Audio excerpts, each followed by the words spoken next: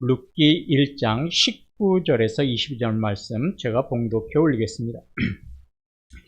이에 그 두 사람이 베들레헴까지 갔더라. 베들레헴에 이를 때에 온 성읍이 그들로 말미암아 떠들며 이르기를 이가 나오미냐 하는지라. 나오미가 그들에게 이르되 나를 나오미라 부르지 말고 나를 마라라 부르라. 이는 전능자가 나를 심히 괴롭게 하셨음이니라. 내가 풍족하게 나갔더니 여호와께서 내게 비어 돌아오게 하셨느니라.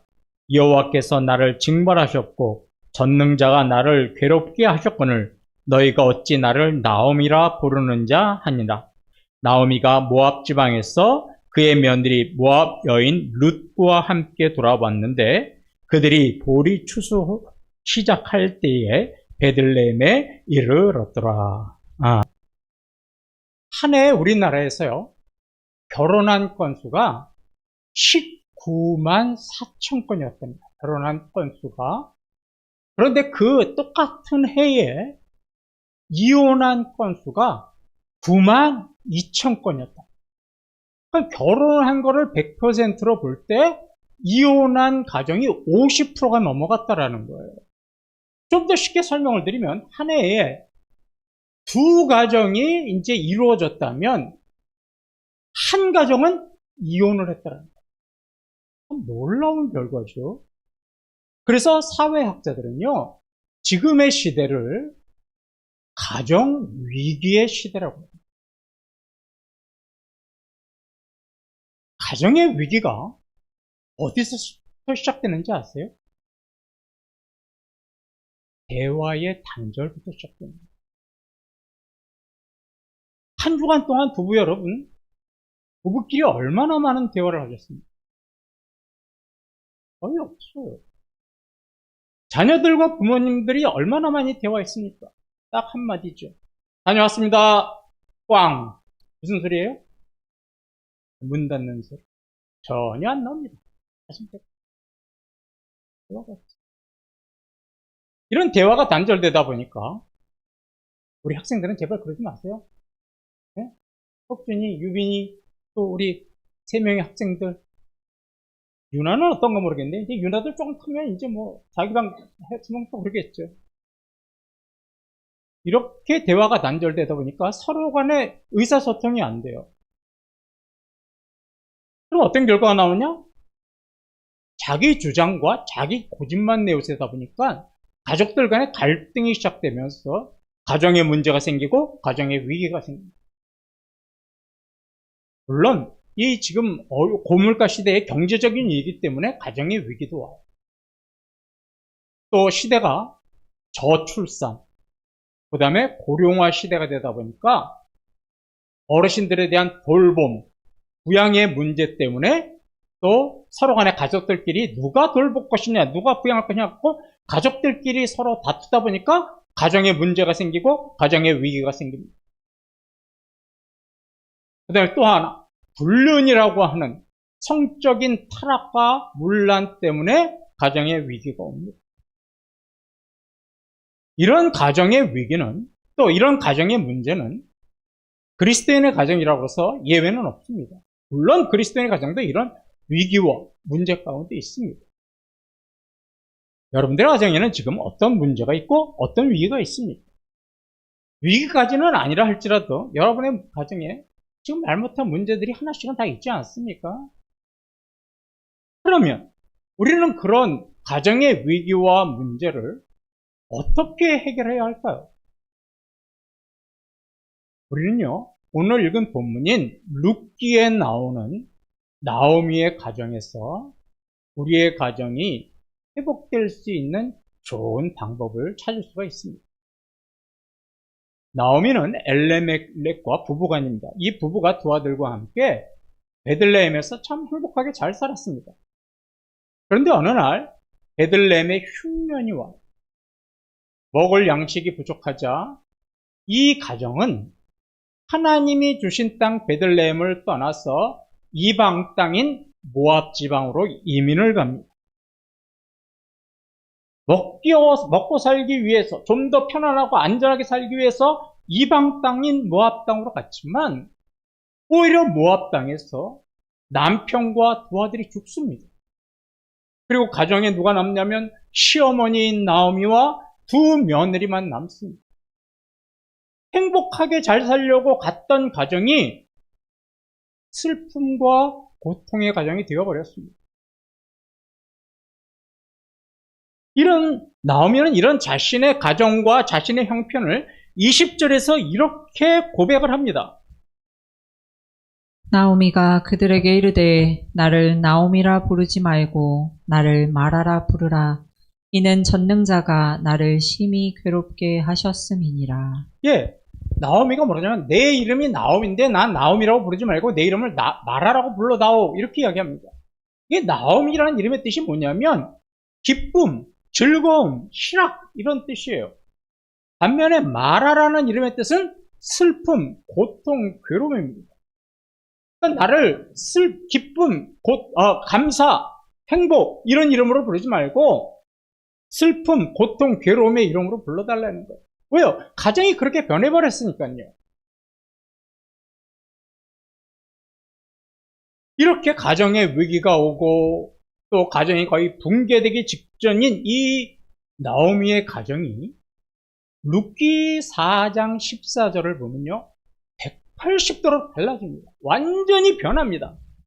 4장 14절 보십시오. 여인들이 나오미에게 이르되 찬송할지로다. 여호와께서 오늘 내게 기업 물을 자가 없게 하지 아니하셨도다. 이 아이의 이름이 이스라엘 중에 유명하게 되기를 원하노라. 슬픔과 고통과 괴로움의 가정이 다시 기쁨과 희락과 즐거움의 가정으로 회복됐다라는 거예요. 그래서 이 나오미의 가정에서 누가 태어나냐면 이스라엘 중에 유명한 사람이 태어납니다. 그 유명한 사람이 누구냐? 우리가 잘 아는 다윗. 그리고 이 나오미의 가문에서 누가 또 태어나냐면 이 땅의 구원자로 오신 메시아 예수 그리스도가 이 가문에서 태어납니다. 이런 놀라운 축복의 가정으로 변합니다. 그러면 슬픔과 고통의 가정이 기쁨과 희락의 가정으로 변할 수 있었던 그 비결은 어디에 있느냐? 6절, 7절을 보시기 바랍니다. 그 여인이 모압 지방에서 여호와께서 자기 백성을 돌보시사 그들에게 양식을 주셨다 함을 듣고 이에 두 며느리와 함께 일어나 모압 지방에서 돌아오려 하여 있던 곳에서 나오고 두 며느리도 그와 함께 하여 유다 땅으로 돌아오려고 길을 가다가 룻기 1장을 여러분들이 읽어보셨다면 룻기 1장에 자주 등장하는 단어가 두 개 있습니다. 제가 그래서 저기다 빨간 글씨로 적어놨습니다. 첫 번째는 돌아가다라는 뜻입니다. 돌아오다라는 뜻도 있고요. 두 번째는 함께라는 단어입니다. 여러분, 룻기 가정의 일정에서 이렇게 자주 반복되는 돌아가다와 함께가요, 여러분의 가정을 회복시킬 수 있는 실질적인 비결입니다. 굉장히 중요한 단어입니다. 여러분들의 가정이 회복되길 원하세요? 두 가지 단어를 꼭 기억하시기 바랍니다. 돌아가다, 함께. 베들레헴에서 모압 땅으로 이민 간 이 나오미의 가정이요, 깨지고 깨질 대로 다 깨어진 다음에 나오미가 한 말이 무슨 말이냐면 돌아간다라는 말. 나오미가 돌아간다는 말을 일장에서 계속해서 10번 이상이나 반복을 합니다. 왜 이렇게 돌아가다는 말을 반복을 할까요? 나오미의 지금 이 가정에 겪는 어려움이 하나님께서 주신 땅을 떠나서 모압 땅으로 갔기 때문에 다시 이제 하나님의 땅으로 돌아가야 한다는 거예요.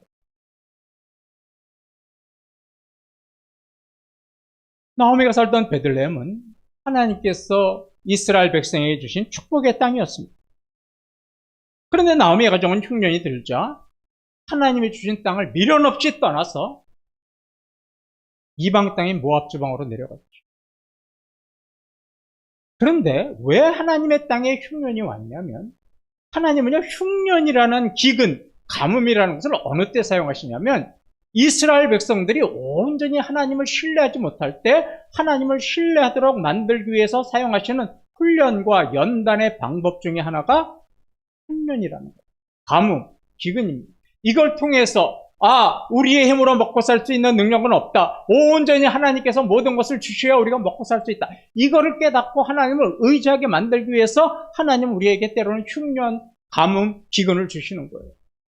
그러면 그런 훈련과 연단을 통해서 그것을 잘 이겨내고 하나님만을 의지해야 되는데 나오미의 가정은 그렇게 하지 않았잖아요. 어떻게 했어요? 훈련과 연단을 싫어서 떠난 거예요. 어디로요? 모압 지방으로.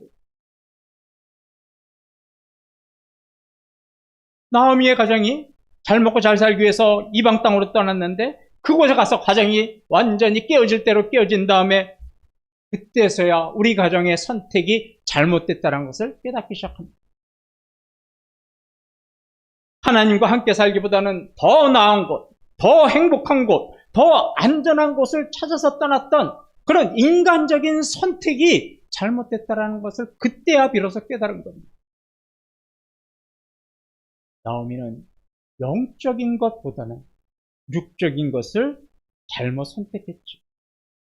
그것을 가정이 깨어질 대로 깨어진 다음에야 이런 선택이 잘못됐구나 깨닫고 나서 회개하고 주님께로 돌아가겠다고 합니다. 행복했던 가정이요. 힘들고 어렵게 되면 어떤 현상이 제일 먼저 일어났냐면 가족들끼리 서로를 원망합니다. 아버지가 제대로 일을 안 해서 우리 가정이 이렇게 됐어요. 아버지가 사업에 실패해서 이렇게 됐어요. 아버지가 직장생활 제대로 하지 않아서 우리 가정이 이렇게 됐어요. 아버지 탓이에요. 엄마가 우리 가정을 제대로 돌보지 않았잖아요. 엄마가 우리 가정 돌보지 않아서 우리 가정 이렇게 된 거예요. 엄마를 탓합니다. 부모들은 자식을 탓합니다. 니네들이 내 말을 안 들어서 그런 거예요. 니네들이 내 말만 따라서 했다면 우리 가정 이렇게까지 오지 않았어. 또 자식은 부모를 원망합니다. 서로가 서로를 원망합니다.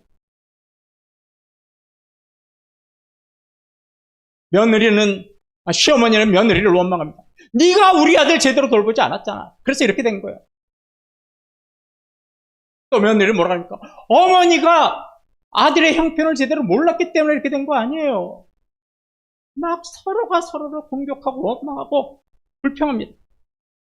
심지어 믿지 않는 사람들은 뭐라고 얘기해요? 우리 집에 얘가 들어와서 우리가 불행이 시작됐어요. 며느리를 그렇게 원망합니다. 또 어떤 사람은 사위가 무능해서 그 집이 우리 딸이 이렇게 못 사는 거예요. 사위를 원망합니다. 이렇게 가정의 어려움을 가족들 탓으로 돌리고 원망하고 불평하면 가정은 회복될 수 없습니다. 점점 더 깊은 수렁에 빠지게 되는 거죠. 여러분의 가정은 어떻습니까? 누구 탓 때문에 여러분의 가정에 위기가 왔고 누구 탓 때문에 여러분의 가정에 문제가 있는 겁니까? 며느리 때문에 그렇습니까? 아들 때문에 그렇습니까? 부모님 때문에 그렇습니까? 누구 탓입니까? 나오미는 그렇게 하지 않았습니다. 나오미는 가정의 어려움이 주님이 주신 땅을 떠났기 때문이고 하나님의 뜻을 따르지 않았기 때문이라는 것을 알았어요. 그래서 이 문제 때문에 우리 가정에 어려움이 있다면 다시 돌아가자 그런 거예요. 어디로? 주님이 주신 땅으로 다시 돌아가자고 한 겁니다. 그것이 우리 가정이 회복되는 길이라는 것을 알았기 때문에 나오미는 다시 베들레헴 땅으로 돌아간 겁니다.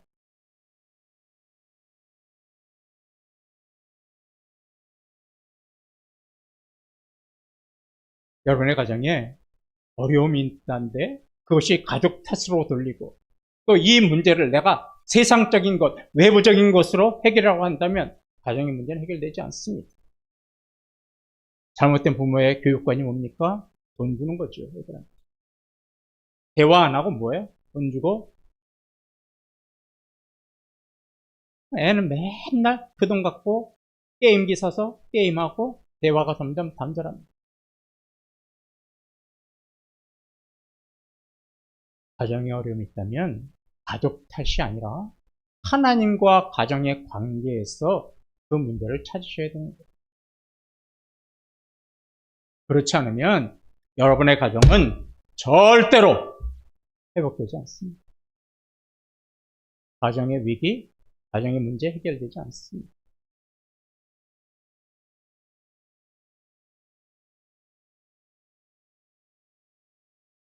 한번 생각해 보십시오. 여러분 가정을 돌아보십시오. 여러분의 가정이 하나님의 뜻을 묻고 하나님의 뜻대로 사는 가정입니까? 아니면 세상의 가치관으로 살아가는 가정입니까? 세상 것을 원하면서 살아가는 가정 아니었습니까? 가족들끼리 서로 배려하지도 못하고 이해하지도 못한 것은 아닙니까? 그러면 주님과의 관계에서 잘못된 것을 오늘 이 시간 깨달으신다면 여러분들은 그 자리에서라도 회개하셔야 됩니다. 그리고 다시 우리 가정이 주님의 가정으로 돌아가자고 여러분들이 마음을 먹으셔야 여러분들의 가정이 회복되는 겁니다. 그러면 주님은 여러분의 가정을 회복시켜 주시는 거죠. 룻기 1장 17절 18절을 보십시오. 어머니가 죽으시는 곳에서 나도 죽어 거기 묻힐 것이라. 만일 내가 죽는 일 외에 어머니를 떠나면 하나님 여호와께서 내게 벌을 내리시고 더 내리시기를 원하나이다 하는지라. 예. 나오미가 롯이 자기와 함께 가기로 굳게 결심함을 보고 그에게 말하기를 그치니라. 룻기 1장에서 제일 많이 나오는 단어가 돌아가다라는 단어고요. 두 번째로 많이 나오는 단어가 함께라는 단어고요. 함께는 5번이나 나옵니다. 여러분, 가정에 어려움이 생겼을 때 가정이 회복되는 길은 온 가족이요 함께 하는 거예요. 누구에게 책임을 묻는 것이 아니라, 누구에게 책임을 지우는 것이 아니라 온 가족이 함께 해서 그 가정의 어려움을 회복하는 겁니다. 함께가 중요한 겁니다.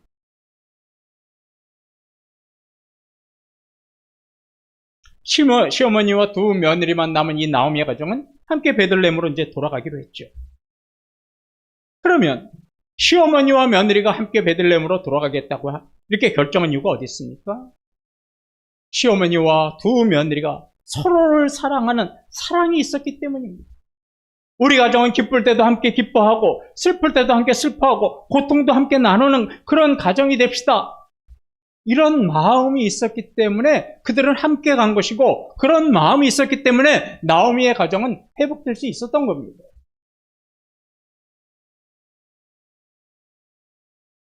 당시에요, 이방 여인이 유다 땅에서 사는 것은요, 정말로 힘든 일이었습니다. 언어도 다르지요, 문화도 다르지요, 종교도 다릅니다. 특히 유대 사람들은 이방인에 대한 차별이 극심했습니다. 이런 것을 다 알면서도 두 며느리가 시어머니인 나오미와 함께 가겠다고 하는 것은 시어머니와 함께 하겠다는 며느리의 사랑이 있었기 때문이죠. 그러면 며느리만 그런 사랑이 있었느냐? 아닙니다. 나오미도 마찬가지로 그런 사랑이 있었습니다. 8절 9절을 보시기 바랍니다. 나오미가 두 며느리에게 이르되 너희는 각기 너희 어머니의 집으로 돌아가라. 너희가 죽은 자들과 나를 선대한 것 같이 여호와께서 너희를 선대하시기를 원하며 여호와께서 너희에게 허락하사 각기 남편의 집에서 위로를 받게 하시기를 원하노라 하고 그들에게 입맞춤에 그들이 소리를 높여 울며. 예, 나오미는 며느리가요, 자신을 부양하는 것이 당연하다고 생각하지 않았습니다. 여러분, 분명히 자식들은 주 안에서 부모를 공경해야 됩니다. 근데 이게 중요한 거지, 나는 당연히 자식들에게 부양받을 의무가 있고 권리가 있어, 이렇게 생각하는 건 잘못된 겁니다, 여러분. 그러니까 이런 생각을 가지니까 어떻게 됩니까? 자식이 조금만 섭섭하면 잘못하면 뭐하고 굉장히 섭섭해요. 아들을 원망하고 딸을 원망하고 며느리를 원망합니다. 당연한 건 없습니다. 서로가 서로를 사랑하는 것만 있는 겁니다. 우리 교회도 그런 일이 있지 않을까요? 자식이나 며느리가 조금만 마음에 안 들면 당연히 네가 해야 할 일인데 하지 않냐고 책망하고 질책하지 않습니까? 당연한 건 없습니다. 그들이 최선을 다해서 공경하는 것에 대해서 감사하는 마음이 있어야 되는 겁니다. 나오미는요, 이방 여인들이 유다 땅에서 사는 거에 얼마나 힘들고 어려운지 잘 알고 있었어요. 그리고 아직까지 두 며느리는 젊은 처자들입니다. 그래서 뭐라고 그래요? 너희 나 따라오면 아무 의미 없다. 너희들의 삶은 고생밖에 없다. 이제 각자의 집으로 돌아가서 좋은 사람 만나서 재혼해라. 이렇게 권유하고 있는 겁니다. 8절에 보시면 이런 말씀이 나와요. 나오미가 여호와께서 너희를 선대하시기를 원하시며, 그러니까 나오미가 두 며느리에게 뭐라고 촉하냐면 여호와께서 너희를 선대하기 원하신다. 이 선대라는 말이 히브리어로 말하면 헤세드입니다. 자비와 사랑이라는 뜻이에요. 그러니까 나오미는 자신을 생각하기보다 두 며느리, 젊은 두 며느리의 앞날을 더 생각한 겁니다. 우리 시어머니들이 그런 시어머니도 되셨으면 좋겠습니다. 그런 믿음의 시어머니가 되셨으면 좋겠습니다. 그래서 자비와 사랑을 베푸는 마음을 가지고 그런 거예요. 따라올 필요 없다. 너희들 나 부양할 의무 있는 거 없다. 너희 들어가서 좋은 사람 만나서 잘 살아라. 이렇게 지금 이야기하고 있는 게 룻기 1장 8절에서 9절의 말씀입니다. 두 며느리에 대한 헤세드의 사랑이 없었다면 나오미는 절대 이렇게 말 못하겠죠. 너희는 죽을 때까지 나를 섬겨야 된다. 나를 부양해야 될 의무가 너희들에게 있다. 나와 같이 가야 된다. 이렇게 강요하지 않았을까요? 나오미는 그렇게 하지 않았습니다.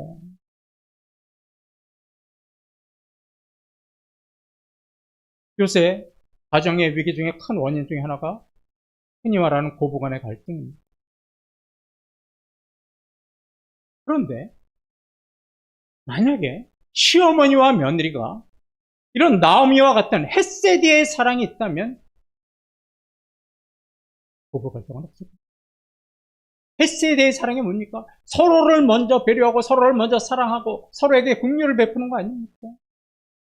그런데 시어머니와 며느리의 관계가 어떤 겁니까? 일방적이지요?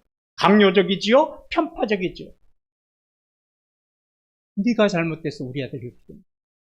편파적이고 하면 무조건 나한테 잘해야 되고 아들한테 잘해야 되고 일방적이지. 이러한 일방적이고 편파적인 강요 때문에 가정에 위기가 오는 겁니다. 문제는 다른 사람들한테 있는 게 아닙니다. 저와 여러분 자신에게 있는 거예요. 근데 우리는 그걸 못 깨달아요. 그리고 늘 며느리 탓이고 아들 탓이고 자식 탓이고 엄마 탓이고 아빠 탓인 거예요. 우리가 가정의 어려움이 해결이 안 되는 겁니다. 당연한 건 없습니다.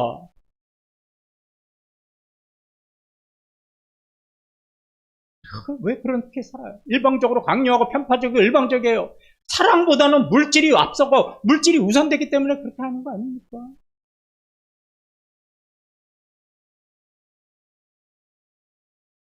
그러면 가정의 위기는 해결될 수 없어요. 며느리에게 각자의 길을 가라고 한 이 말에 두 며느리는 어머니, 시어머니 나오미를 부둥켜 웁니다. 자꾸 엉엉 웁니다. 그러면 이 시어머니와 며느리가 흘리는 눈물은 어떤 눈물입니까? 서로를 이해하는 눈물입니다. 서로에게 희생을 강요하지 않는 눈물입니다. 서로를 배려하는 눈물입니다. 서로를 사랑하는 눈물입니다. 이런 눈물이 있어야 가정이 회복되는 거예요.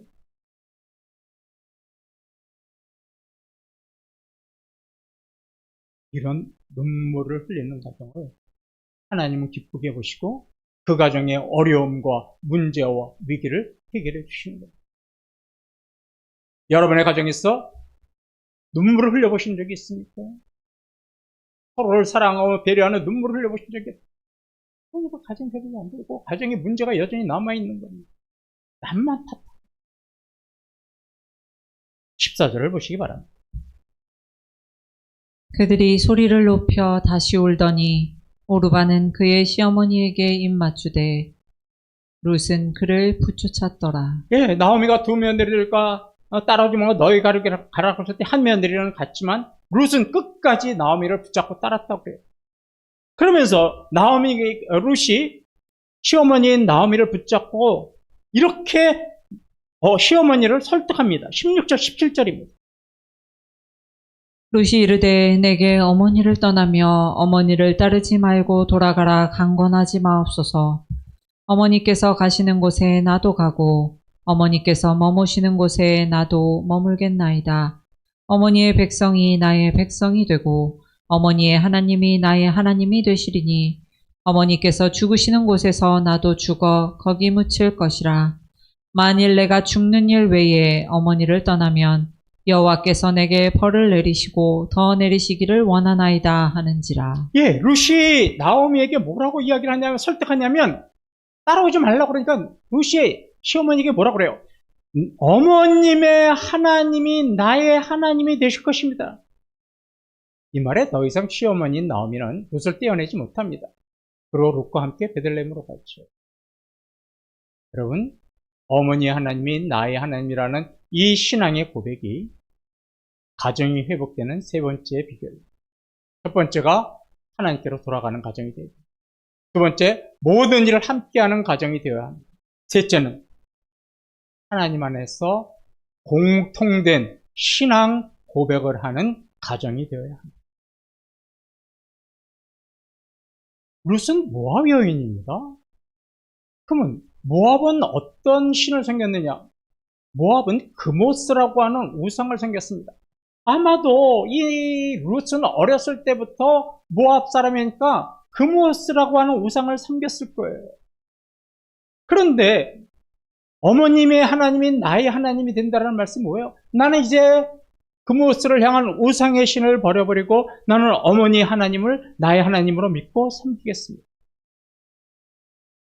자신이 믿는 우상을 포기하고 하나님을 섬길 거라고 했죠. 이게 가정이 회복되는 세 번째 비결입니다.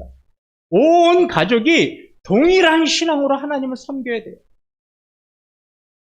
제가 알고 있는 어떤 가정은 남편은 기독교고 아내는 천주교입니다. 얼마나 갈등하는지 몰라요. 얼마나 갈등하는지 몰라요. 저만 만나면 서로 설득해달라고 그래요.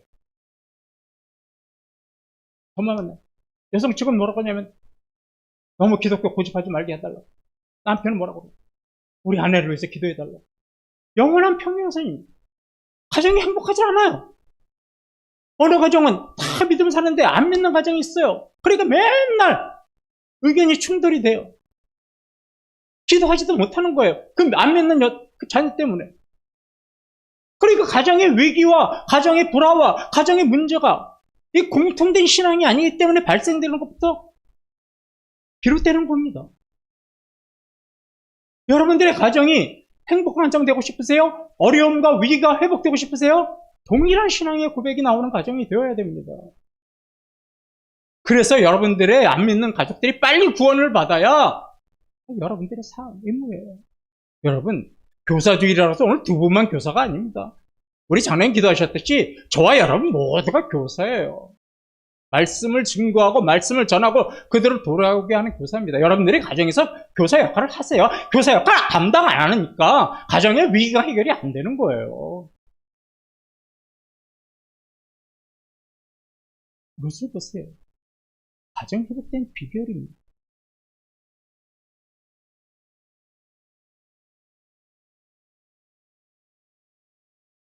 동일한 신앙을 가지고 하나님을 섬기고 동일한 신앙 안에서 함께 가고 동일한 신앙 안에서 함께 머무르는 것, 동일한 신앙 안에서 하나님의 자녀로 살아가는 것, 이것이 가정이 회복되는 비결입니다. 말씀을 마치죠. 사진을 한 장 보시겠습니다. 3대가 함께 찍은 가족 사진입니다. 뭐 저 특별한 관계가 있는 게 아니고 인터넷에서 그냥 있어서 행복할 것 같아서 찍었습니다. 3대, 그죠? 3대가 함께 찍은 가족 사진이에요. 여러분, 이거 보면서 짜증나시는 분 계세요? 왜 저런 사진 올렸을까? 짜증나시는 분 없습니다. 그죠? 다 보기만 해도 어떻게 돼요? 우리 사진만 봐도 우리 자신이 행복해지는 것 같아요. 정말 행복한 가정의 모습 아닙니까? 3대가 이렇게 하는 거. 만일 저와 여러분의 가정이 위기에서 벗어나서 다시 행복한 가정이 되기 위해서 우리는 첫 번째로 하나님께로 돌아가야 됩니다. 우리 가정의 문제점이 하나님과의 관계에서 잘못된 것이 있다면 지금이라도 회개하고 내가 문제였다는 것을 깨닫고 내가 먼저 눈물을 흘리고 하나님께 돌아가야 되는 거예요. 남에게 눈물 흘리라고 그러지 마세요. 그리고 주님만 우리 가정의 주인이시라는 동일한 신앙의 고백이 두 번째로 있어야 합니다.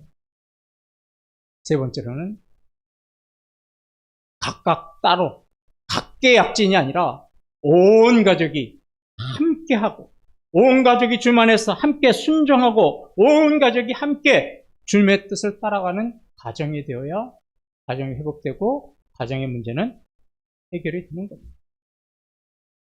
힘들고 어려울 때마다 지금 여러분들이 어떤 가정에 어떤 문제가 있고 어떤 어려움이 있을지라도 저는 잘 모르겠지만 그런 하나도 없는 가정, 우리는 그런 거 없어요, 걱정하지 마세요, 이런 가정은 아마 아무도 없을 겁니다.